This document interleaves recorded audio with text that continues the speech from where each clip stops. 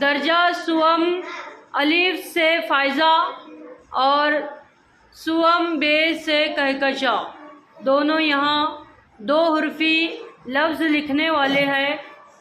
तो चलिए शुरू करते हैं। 1 2 3 स्टार्ट।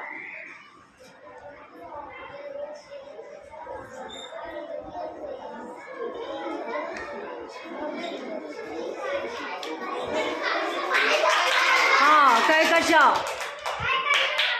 कहकशा ने लिखी ना पहले?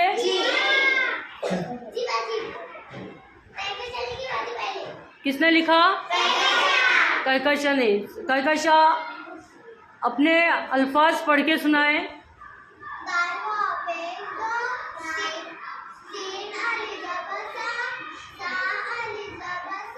डबल लिख दिए क्या आपने? नहीं, वो क्या है? सा के नीचे क्या है?